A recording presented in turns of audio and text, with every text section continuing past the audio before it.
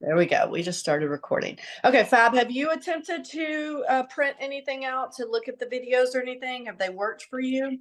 I watched, yeah, I watched a video. I didn't print anything out, but I just kind of, was writing things down based off, Gotcha. the printout.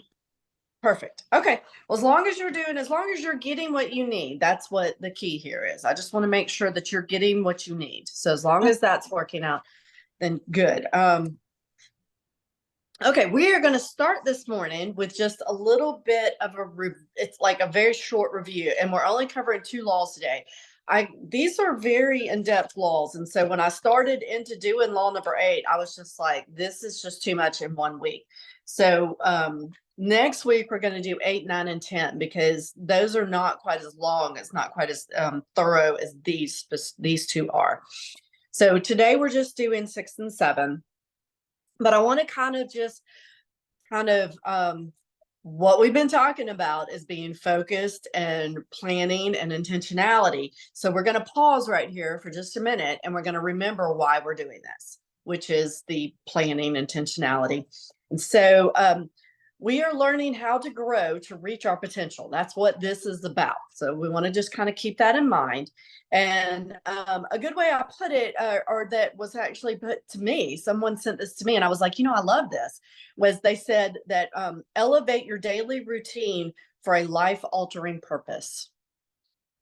And so the way we're doing that is we are learning it, which is what we're doing here. Then you have to live it, which is the action steps. So I'm going to encourage everyone, even though you might not be able to get all of the action steps done, you might have to come back and revisit the action steps. And this is a process. It's not like you do not get all this accomplished like that. It is a process. I do encourage you to try to come back and at least do a few of the action steps, because that's how you take this from learning it to living it. And that's how it starts to make a big difference in your life. Then the third step that is just as key is leading it. And I want to encourage you that this is my step of leading it, but I am still learning it. I am still digging in. I have not done all the action steps myself. I am working through them myself.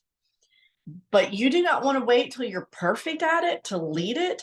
When you start feeding into other people's life, and I don't necessarily mean this material. That's not what I'm talking about. I'm talking about as you start to apply some of these things into your life that work for you and that fit into your life, and the things that you're doing in your life, and you're like, this works. You want to share it with others. You want to feed into others what you have, your skills in life that are special to you, that make you special, and you want to give those to others. So you want to learn it, live it, lead it. And then the only other one I want to mention, okay, so last week I encouraged you to do a personality test. These you can find online. A lot of time churches these days give them. We have it through our church. I would thoroughly encourage you to try to take a personality test, because it really does pinpoint your strengths, your weaknesses, your interests, your purpose, that type of stuff. Like, it helps kind of help you focus on what you need to focus on. So I would encourage you to try to do a personality test. If you don't have access to one, I can try to help you find one. And then my last question to you is, have you created a space? This is a perfect starting point. Create you a space to pause and reflect, to review, and to plan. This is a life-changing thing. To be able to do any of this other stuff so many times, like this is like your daily quiet time. At least that's for me. This is where I include this into my daily quiet time. And it is life-changing. If you can start with 5 minutes, but just start with some time, 5 at night before you go to bed, and where you just think about, what are my goals? What did I do today to help reach my goal? And how could I have done it different or better? And what do I want my goal to be tomorrow? And then in the morning, pause, and think about what, because you almost have to reframe your mind before you get going. What do I want to do today to help me accomplish what I want to accomplish today, and have it laid out. Okay, so that's my encouragement to you to as far as we are literally doing what we're talking about. We are reflecting and we are thinking about and planning. How has this, have we been doing some of the action steps? Have we been implementing it? And how can we do it better? So I want you to think about that and try to, if you find one action step and move forward on it, we're getting somewhere.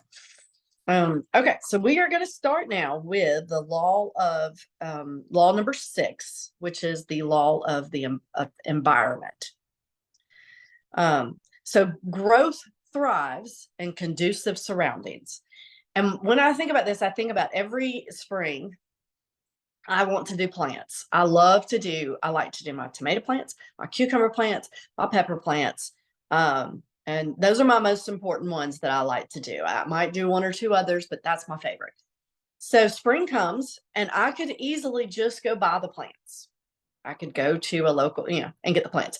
But no, that's not what I do. I do seeds. Why do I do that? I don't know. There's something about nurturing those seeds and watching them come up and grow and separating them and everything that I love to do. I always end up with more plants than I need and even more than I can give away. And it's sad because they don't get used, but that's still how I do it. Now, during that time, if at any point, let's say that I get busy and forget to water them one day, or the temperatures drop really low one night and I don't transfer them into cover, or it gets really hot and burns them up one day, that's all it takes for those seeds not to come up, not to grow, not to flourish. I have to control the environment in order for them to grow. And it has to be at that young fledgling stage. It has to be controlled very well, or they won't make it.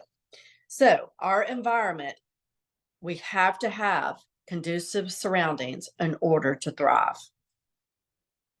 So it's very important for us to recognize when there is a problem or a challenge. Is it something that I can change? So it is a problem which I can change, or it is a fact. Is it a fact that I cannot change? Because there are things in life that we can change, and there are things that we cannot change. Recognizing the difference is extremely important. And then also, when do we need a change? Like, when do we need to start focusing and thinking about changing either ourselves or environment? So here's a couple of things to think about.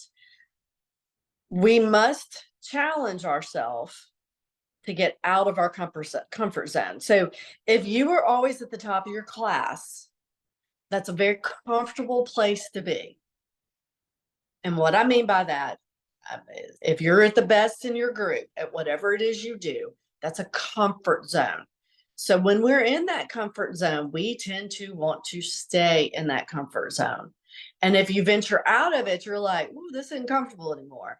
And so we kind of tend to go back into it.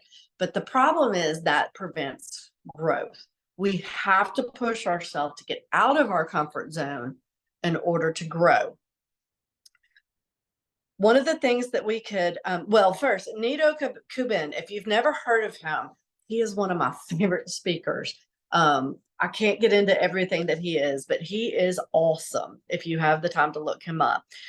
Whether you are a success or failure in life has little to do with your circumstances. It has much more to do with your choices.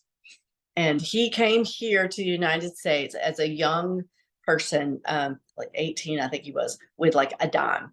And he is a self-made millionaire, and he is just wonderful to listen to. And he's done it all through just great growth habits and choices and systems, things, all this that we're talking about. So I want to encourage you, assess your current environment. I talked about this in the first law, where we talked about my girls when they were showing horses, and we had gotten to the top of, we were winning all the time. So we could have stayed there. Now, the first time we made the move out of that comfort zone, they were excited. but then the growing pains hit. And so the second time, I mean, we struggled through them, we did it. But the second time we discussed moving out of that comfort zone, they were not as excited about it. You know, there was a hesitation. And so you have to assess your current environment. Are you at the top? Do you need to push yourself out of it? Number two is change yourself and your environment. So as we started to change out of that, the first environment, my girls and me, I'm talking about, we could have changed ourselves, but not the environment, and it wouldn't have made a difference. I mean, like we would have, I could have focused. As a matter of fact, that was the first attempt, was more training, teach them, trying to get them better. And I'm not saying they didn't get better, but there was nothing to beat. There was nothing to compare themselves to. There was nothing to learn from, because we didn't change our environment. So growth was slow and difficult, and really basically stalemate. So then we change environment, but not yourself.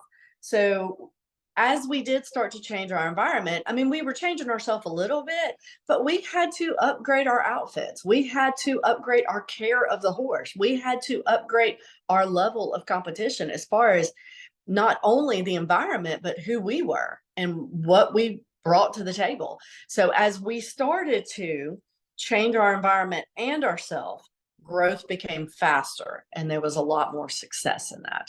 So it has to be both when you go to do it. Let's see, I wanted to, sorry, I made a note here and I want to see, I don't want to miss something. Okay, here we go. Here are some questions to ask yourself to know if you need to change your environment. Are others ahead of me? Am I continually challenged? Is my focus is forward? The atmosphere I'm in is affirming. I often am out of my comfort zone. So that sounds like a negative statement, but that's a positive statement. You need to often be out of your comfort zone in order to grow. I wake up excited. Failure is not my enemy. Others are growing around me.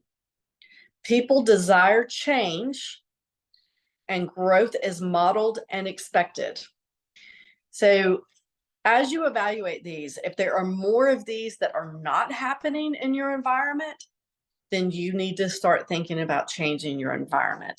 A lot of people, these statements I just made sound scary and fearful, but if this is not your environment, then you're not growing. So what is the right environment to help you grow?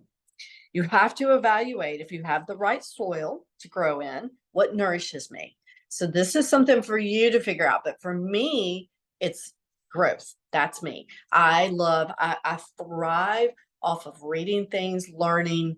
This is what I love. So what is the right air for you to breathe? What keeps you alive? Studies show that people that have learned what their purpose is and are working towards their purpose in life tend to thrive more. What is the right climate to live in? What sustains me? Feeding into other people. That's what sustains me. Now this, if you look at this is the learn it, live it, lead it, right there. Because that is, for most people, you have to figure out for yourself what it is that does these things for you, what your purpose is, how you want to feed into others. But for most people, this is the model that gives you satisfaction in life. The learn it, live it, lead it. So one of the best ways to start to change your environment is to change who you spend your time with. Now, that doesn't mean that we have to go up and change all our friends, but it does mean that we need to think about who we are spending the majority of our time with, who is feeding into us, who is influencing us. So there was a coach, she was a softball coach, and she came up with the 33% rule. She basically stated that we become the average of the 5 people we hang around the most. And when you look at any group, when you look at a baseball team, when you look at a work group, when you look at it can be your just any group, a school class group, anything, you're normally going to have 3 different groups, and they run at about 33%. So you're going to have your bottom 33%, you're going to have your middle 33%, and then your top 33%. And these groups typically have the same characteristics in every different area of life. You're going to have the bottom third.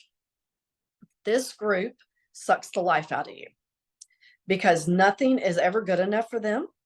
They take energy, they take motivation out of the environment.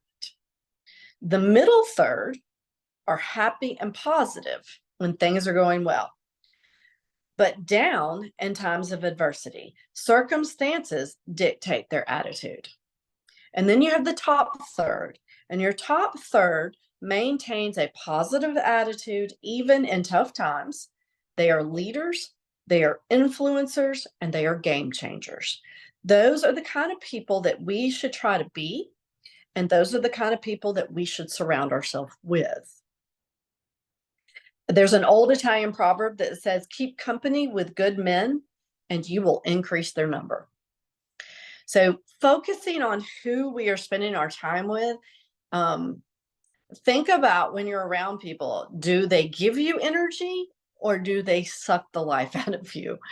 And or are they in the middle? I think I probably try to be the top 33%, and maybe half the time I probably am, but I definitely see myself sink into the middle when my environment starts to change my attitude, and I am no longer contributing. Instead, I'm either sucking the life out of them or at least not helping in any way. So, but the goal is to be in the top 33%.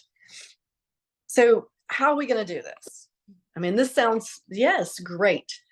There's no way that you can grow and consistently grow without an accountability partner. God made us where we have to do this together. We cannot do it alone. That's part of why we have this mastermind.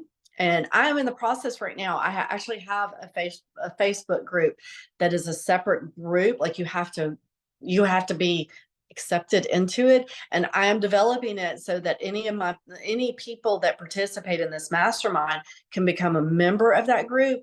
And the only purpose in it is to encourage each other, to talk about things that have worked.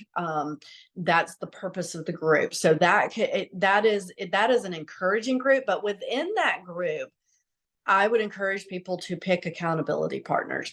Find somebody in your life that can be your accountability partner.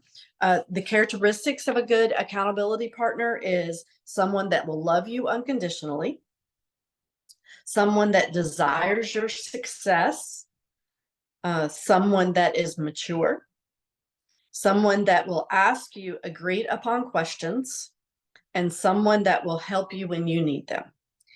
And everybody needs an accountability partner. I'm not sure that I have one real solid right now. I do have someone that feeds into me pretty good. I'm not sure that they would hold me to accountability quite as harsh as I might need sometimes.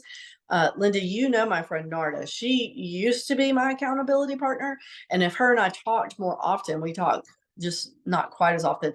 Boy, Narda had no problem with calling me out if I needed to be called out. And that is a wonderful person to have in your life. So accountability partners it needs to be someone who will feed into you, but will also just be blunt and tell you, hey, you're not thinking right here. Let's look at this a different way.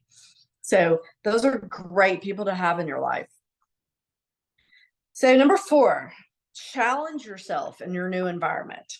So here you are, you've decided, I'm going to get out of my environment. I'm going to grow. I'm going to embrace some of these statements that are really quite scary. And when you get into this new environment, you need to challenge yourself in it. So one of the biggest ways to challenge yourself is to make your goals public and to have a deadline, because there's nothing like a deadline and an audience to push you forward. So this could just be, it doesn't mean publicly all over the place. It means within your group, within your account, So like, I would love for you guys during the week to try to, as you are looking at some of your action steps, because I know you're going to do it this week, just, send an email in the group email. Hey, this is what I'm working on. Just wanted to tell y'all about this.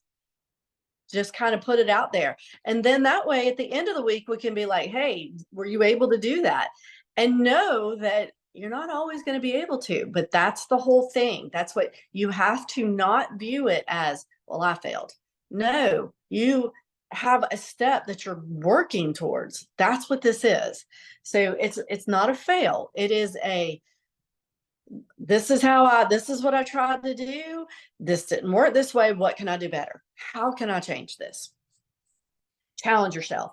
So one of the things that's really good is to look for people that are doing it good, high profile leaders within your group, and ask them. And if you can't ask them directly, observe it, try to figure it out. What are their strengths? What are they learning right now? What do I need to learn from them? Who have they met? What have they read? And what have they done that has helped them? And what haven't I asked that I should? So if this is somebody that you can talk to directly, this would be a good mentor type person. These are the questions to ask them to be prepared. If you can't find somebody directly, I mean, like, obviously in this scenario, John Maxwell is who I'm basing my stuff off of. Well, every time he references a book that helped him, I put it in my notes.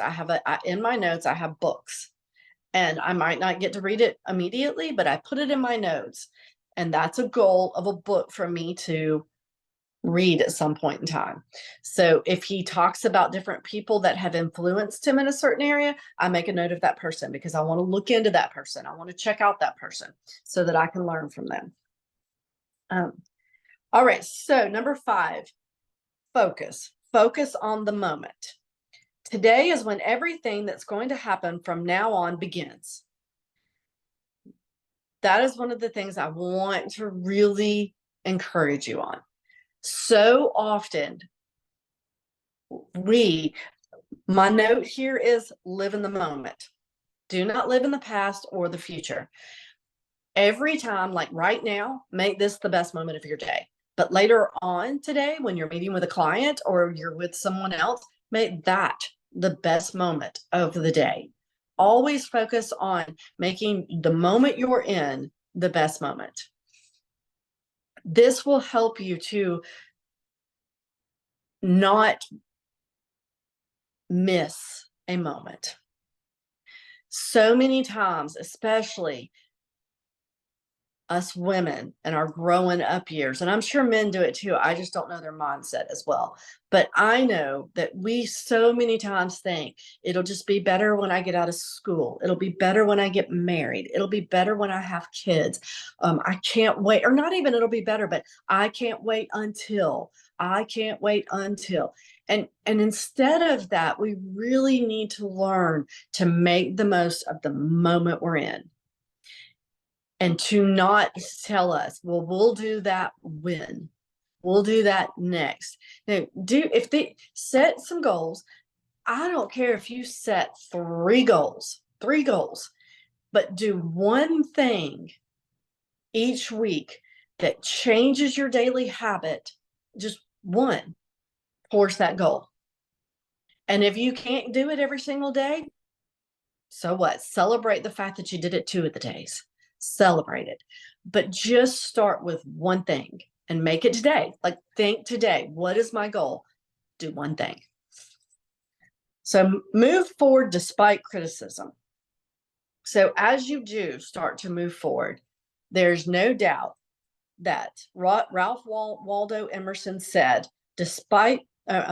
whatever course you decide upon, there is always someone that will tell you you're wrong. In order for this to not stop you, because somebody will tell you you're wrong, someone will discourage you. You're going to have that 33% that drains the life out of you. They're not going anywhere. You have to know your why. You have to know your goal. You have to know your why. You have to remember the benefit of doing this, what you're trying to accomplish. If you are solid in those things, which were some of the action steps that we need to take first on, and you have to go back and make sure you remember that, reevaluate it, learn it, make sure you know your why, keep your why in front of you. That's what helps you to stay in that top 33%, where you have a positive attitude, and the things that people say to you that are negative cannot bring you down. You have to know your why. This is our armor. This is our armor. It's no different than being in scripture and knowing who God says we are, so that when other people say things about us, we can instead say, no, that's not true, because God has already told me who I am. So you can't tell me differently, because it doesn't matter. The person's opinion that matters to me is the one that made me. And he has already told me who I am. So remember this. This is the same as suiting up in God's armor. You need to also suit up in your armor of your why. Why am I doing this? And know why. Alrighty, so here's your action steps. Let me look at my time. We're doing decent. Assess your current environment when it comes to growth by answering true or false to each of these following 10 statements. So they're listed here. I want you to really go through and think about these. Now, as you answer true or false to these, at the end of it, there's no way that it's going to be true for all of them. The key here is that if there's more that are false than true, then you're not in a growth environment. And I want you to remember, like this very first one, others are ahead of me. Well, that sounds like a negative statement. No, that's the environment you want to be in. You want to be in an environment where others are ahead of you. We have to change our mindset where we think to ourselves that that's a negative. No, if there's no one around you that's ahead of you, then you're not going to go anywhere. What I encourage you to do is to find the people that are ahead of you and learn from them, see what they're doing so that you can grow. So this is make sure that when you read these statements, that you realize these are all positive statements, and then decide, are they true or negative for your current atmosphere? Number 2, we already talked about a little bit. It's just learning the right soil, the right air, and the right climate. For most people, it does have to do with growth, living it, and leading others. But you have to figure out, so really learning and then living and leading, but you have to figure out how that fits into your life. Like for me, this is how it fits, but how does it fit into your life? What is it that gives you passion and purpose? Back to your personality test, that you can learn more. And it could be, I mean, both of y'all are in real estate. Well, right there. I mean, you already learned it, I know, Linda. And so now you live it, and you can feed into others and help them. But there may be other areas in your life that this is what you want to do as well. Got to focus on those as well. All right. Number 3, I'll let y'all read over it. We've really already talked about this. The key here, though, is when you set your goals, do not limit your goals to your current ability to do it. Set some of your goals outside of your current ability so that you can grow to reach them. So remember, we want growth goals. We don't want finish line goals. We want growth goals. All right, how is everybody doing? We're going to stop and pause for a second, see if anybody has any questions, any comments before we go into law number 7. How are y'all? And if you did, oh, go ahead. I don't have any questions. I'm just basically, I guess, you've got me thinking. And then just basically that question you said, is everybody ahead of you at this moment in your life? And I would say, yes. And I'm glad that you were like, that is not a negative. That is actually a positive, just because, real estate, I'm somewhat new. And, I learn from my mother-in-law every Yeah. day. And, I learn from people in the office just when they have their conversations. And then I'm heading into also starting a new career. And well, obviously everybody's ahead of me. And it's just kind of like, I was somewhat terrified, but after listening to this, I'm like, well, wait a minute. Don't be afraid. Be like, well, this is a great opportunity to learn and grow instead of Yes. like, oh my God, what did I get myself into? Yes. I mean, like you're in sponge territory, like think about how much you can glean from your mother-in-law. I mean, like seriously, you have it is a wonderful opportunity for you. There's no doubt. And yes, changing that mindset, be excited. I get to go be with these people that I can learn from. Absolutely. I think it's wonderful. Linda, got any thoughts? Do we still I have Linda? We're listening. It's all good. It's all good. Okay. All right. Well, we're going to move on to law number 7, which is the law of design. So this one, at least for me, is probably one of the most life-changing parts of this. This is almost like a really implementing, but it's also a little bit hard to get your fingers around, a little bit. But we're going to dig into it here. So, law of design. To maximize growth, you have to develop strategies. If you don't design your own life plan, chances are you'll fall into someone else's plan, and guess what they may have planned for you? Not much. So, life lesson. Life is simple, but we tend to make it difficult. It's very easy for it to become difficult. And I'll give you a perfect example of this. Think about how events and birthday parties used to be. I mean, like a birthday party for a kid was you invited about 10 people over. Like when I was a child, you invited 10 or 15 people over. That was a big party. You had cake and ice cream and did something fun. Everybody went home. Now you have to have a theme, you have to have giveaways, you have to have, I saw somebody post on Facebook the other day that they were asking for ideas for their 8-year-old child that they had always spent $1,000 for their parties, and they were trying to come up with a plan that they wouldn't have to spend so much and their child would still enjoy it. And I was like, 8 years old and they're spending $1,000 for their birthday party. That is taking something that should be simple and complicating the stew out of it. And the point is that is no longer, like, you lose focus. Like, have you ever been at one of these really huge events and you're not even really sure who you're there to see? Like, it becomes too much. So I would encourage you to try to keep it simple.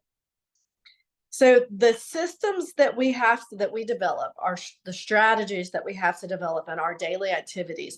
We need to try to make sure that we keep it personal. So they should be received personally. They should be able to be received easily and strategically. There we go. I got it out. So a different way to say that is they should be personal, repeatable, and transferable. Designing your life is more important than designing your career. Now, what I mean by that is we definitely cannot develop our career without focusing on what we need to learn in order to have the careers. There's no doubt. But as we go into any area of our life, if we focus on like I'll make an example in real estate. If we do not keep the focus on what does our client need, how can I help my client, What can I do to improve them? If we don't focus on people and instead we approach it with, what do I think they need? What would work out best for me? What do I need to give them? But instead we remember, it's like if I were to walk into a room of people to talk to them and I didn't know like what they needed to hear. Like if I went into a room of mothers who are stay-at-home moms and I talked about career development, I've missed the mark. So my point is that planning your life, planning your activities, and investing into others will, if you do that, even in your career and in the things that you do towards your career will just take care of itself if we focus on investing into others. So life is not a dress rehearsal. You only live once, but if you do it right, once is enough. So there was a study conducted on 70-year-olds that were all retired executives. And they were asked if they could do life again, what would they do differently? Which is, of course, the age-old question. They listed about 8 things, but the number one thing that was very overwhelming was, I should have taken charge of my life and set my goals earlier. Life isn't practice, it's the real thing. So the other things they listed was, I would have taken better care of my health. I would have managed my money better. I would have spent more time with my family. I would have spent more time on personal development. I would have had more fun. I would have planned my career better. And I would have given more back.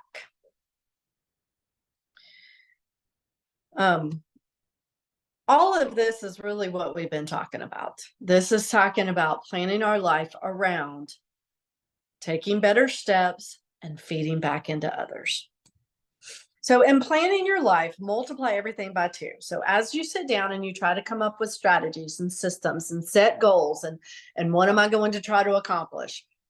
Multiply everything by 2. Now, what does that mean? So like if you think it's going to take you 30 minutes, then multiply it by 2 and give yourself an hour.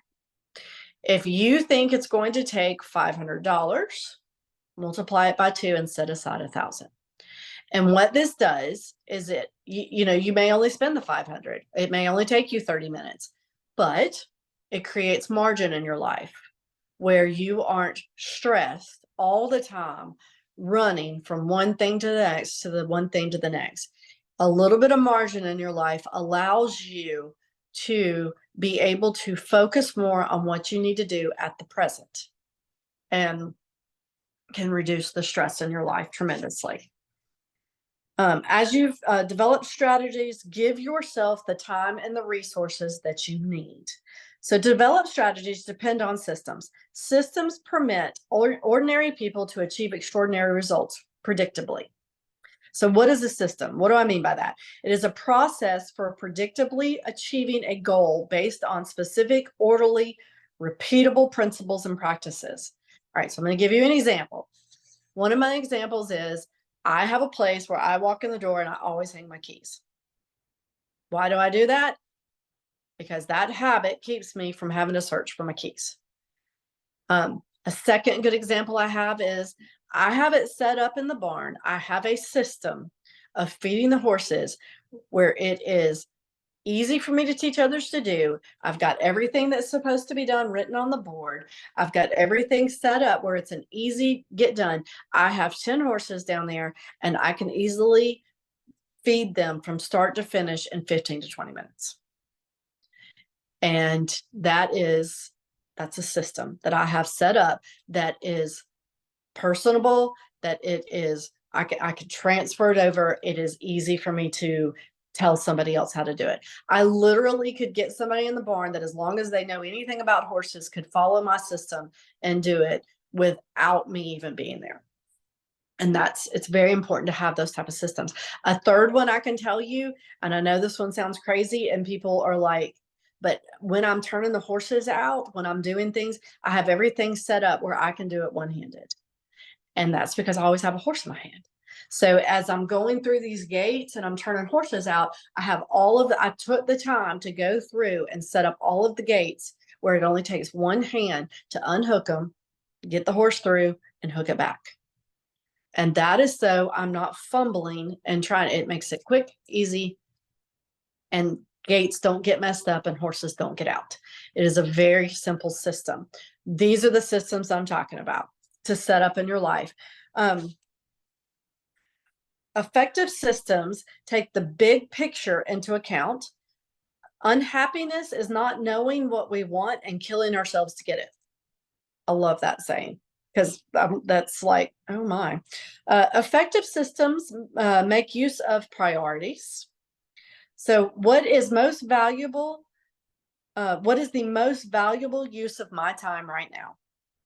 Like, what can I do today to accomplish my goals? Effective systems include measurement. If you want to stimulate your growth progress and evaluate the results, build measurement into your systems. So is it being successful? And something simple I did with my horse chef is I literally timed myself. Like, am I able? And the first few times that I got somebody else to feed that had not fed, I evaluated whether it was done correctly. And if it wasn't done correctly, or if they couldn't find something, or if they didn't understand something, then I evaluated how I needed to change that so that it will be easier next time. So you have to have measurement. Also remember that whatever you measure grows. So if you're wanting to increase productivity, if you're wanting to do better at something, then if you measure it and truly evaluate that, it will grow. You will improve in that area because whatever you measure grows. Effective systems include application, action steps. That's why we're giving our action steps, is because if we don't start to take, we can learn this, but if we don't start taking at least a few action steps, we're going to stop at the learning it. The action steps are required for us to start to live it. Effective systems employ organization. Again, that's going to go back to what we were just talking about. Organization is when me hanging my keys up. Whatever system you need to put into place to make life run easier. A good place to start would be, what do I waste a lot of time at and how can I make that better? So John Maxwell has this system that he uses because he loves all these quotes, that I'm giving y'all. These are his. These are things that he has pulled together and put into this book. Okay. And all of his books are around that. That's what John Maxwell talks about. He's like, I am not giving you something that people haven't taught. I've just taken the time to go through everything and put it together here for you, simple. And he talks about keeping it as simple and easy, basically like Pastor Chris always says, keeping the cookies on the bottom shelf. Let's make this easy. So what he does is anytime he comes across an idea that he's like, great idea, whether it's like, if it's in a book, then he literally, as he's reading, he circles it and then he puts in the front cover the page he found that on and what he would want that idea to go under, like what the idea is about and the subject of it. And then he makes a copy. Once he finishes the book, he makes a copy of that page and he has an old school styled filing system that he puts it under that idea.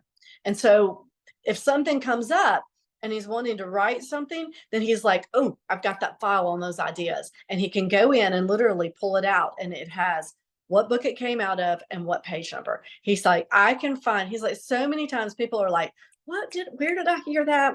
But he has developed a system in his life to be able to grab the information from all of the books that he's read and from people he's met. and put his fingers on it very quickly. So that's what I'm talking about, is making a system in your life with something that you do that helps you accomplish your goals quicker. Effective systems promote consistency. This is where the secret of your success is found in your routine. And that's why I loved what the quote that actually, I'll be honest with you, I'm in an accountability group on Facebook, and I kind of wrote my ideas for an online course that I'm doing. And this lady sent this back to me and said, I think you should put it this way: elevate your daily routines for a life altering purpose. Your daily routine is what will change your life. One, consistency, doing something different every day. And when I say something different, like come up with a change that you can do that's going to help you reach your goals, and do that consistently every single day until it just becomes part of what you do. And then you have to evaluate it at times. Okay, action steps. Now, I'm going to send an email out with all these action steps on it too, and I'll probably elaborate a little bit more on some of them. But take some time to assess which areas in your life receive the most of your strategic planning time. So here's a list of some areas for you to start thinking about. And, you have to change this to fit you, because a good example, I sent out the first week a kind of what our family did, where you meet together and you think about your goals and what you want to do. And the people that I got that from, she talked about that. Well, I revamped it, but the people I started getting the concept from, it was a couple, and they started doing it in their young, like when their kids were young. And they started doing it before they even had kids. And so their goal at that time was to meet with their friends 3 times a week. I mean, that's a lot. Well, that was their goal though. And that was what was important in their life at that time. They were young, and they did not have kids yet. So that was what was important to them. Well, then they had kids. So when they sat down to revamp their goals, that was no longer a goal for them. So that goal changed.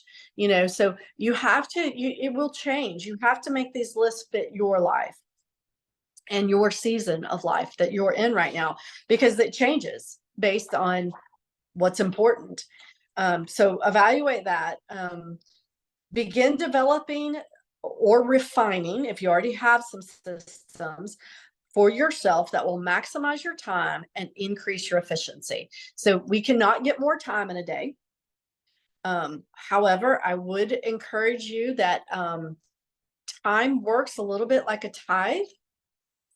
If you give God your first 10% of your day, He will multiply your day. It works the same as a tithe, where if you give God your tithe first, He will multiply your money. So I do encourage you to start your day with a little time spent with God in a quiet time, and evaluate some, during my quiet time, I have my to-do list. And my quiet time is not my to-do list, but there is absolutely no way I can sit down and do a quiet time without things popping up into my head of what I need to get done that day. So instead of me trying to fight against that, I learned to put my to-do list with a pen next to me. And as those things pop into my head, I jot them down, and then I come back to where I need to focus on God. And that keeps me from, I can think it, get it written down, and put it beside me, and get back to where, and I'm accomplishing 2 things at once. And that means that I'm allowing God to feed into my to-do list for the day. So I encourage you, again, 5 minutes. If that's all you have, fine. Just 2 minutes if that's all you have, but start it, and He will multiply your day. All right. That's what I have for today. Any other comments? Any thoughts? Remember, I love feedback. I cannot get this better and develop it better. I am developing this as we're going along. Linda, I tried to get it to you just at least a day or 2 earlier, and I'm going to try to do that again this week. I've already started working on law number 8 to try to get it to you even a little bit earlier. So, but any other thoughts? Well, it really helped on getting these printouts. And I've missed a couple of the fill-ins. Well, Should I do that to you? I know, I Yeah, really go back give over. it. So Yeah, yeah. under No, tell me which ones they are, and we can get those. I can. in the beginning, it says life lessons. Can it be received personally? Can it be repeated? I don't. Easily. So can be repeated easily. Mhm. Oh, can repeat it easily. Okay, got it. And then it can be transferred strategically. I think you just wanted to make me try to say that word again. I don't know why I struggle with that word. No, I'm not that girl. Designing your blank is more important than designing your career. Life is more important than designing your career. Okay, and then the only other one I missed, let's see, is number 4 at the bottom of the page. Effective systems include, Application. okay. I tend to wonder, my brain. Okay, I got it all. Thank you so much. This was so much better having this to follow along. Good, good, good, good. That's awesome. Yeah, and I'm going to continue to try to get them out, work on them and have them out at least a day, 2 days before. That's my goal. And I wasn't sure this time if we were going to do 6, 7, and 8. So I was just going to add 8 if so, but I just felt like this was so much good material that we needed to just focus on those 2 and and have a moment of reflection. So, all right. Any other questions? Any other thoughts? I just want to say I like the way the pace you held this meeting. It was a little bit slower, so it was easier for me to be able to keep up with it. That's just my feedback. Yes. Yes.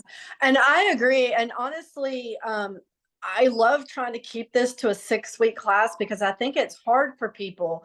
I mean, I know y'all are busy. I'm busy. I get it. I think it's hard for people to get more than 6 weeks of their life to be able to do this. But I wonder if it should be longer and only 2 laws are covered at each of them, because it does. When you try to do 3, I mean, you got to go fast. And so, but I totally agree with you. So that has actually been something I've been trying to think about, and I would welcome y'all's feedback on that. Would it be better to space it out and just cover 2 every single week, or, because it's tough to get all of it covered in that short time? Or would it be better for it to be an hour and a half instead of an hour? I say no on that. That's what I figured. So yeah. My attention is and if it's a 1 page like the beginning, you could do, but these 2 pages, I think you're right, maybe only 2 if they're 2 pages. And I do think that the other ones, like some of the ones that we're getting into, the rest of them are not quite as long. So that, and it may be that I can't cover quite as much material, but if people are really interested in it, then I'm going to offer a second. Like there's going to be an online course that would be more in depth, and that's always an option too, because I am really only hitting the high points. As far as the book is concerned, I am literally just picking out the high points. So there's so much in it. I do encourage you, even if you can just do it on Audible, to listen to the book, because he's awesome. So, all right. Well, thank y'all so much for your feedback. Feel free anytime this week.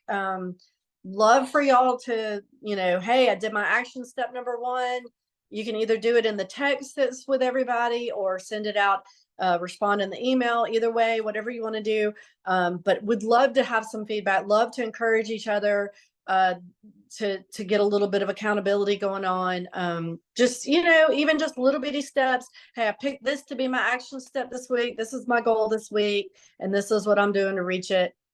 Anything that y'all can put out there, would love to hear it. And that's all. And if you need anything this week, let me know. How about the Facebook group? Can we? I have that started. It's actually called Daily Living on Purpose Action Group. I just need to, I can send y'all invites on that. And it's brand new. Like I've not done anything in it yet, but we can get that started up. That's the other thing I'm working on. Because I would love to have that up and running and, and be able to start working through that. So that's my goal too. That's the other one I'm working on. All righty. Have a great day. You too. Thank y'all. I enjoyed it. All right. Bye-bye. Bye. Bye. Thank you. Oh, thank you.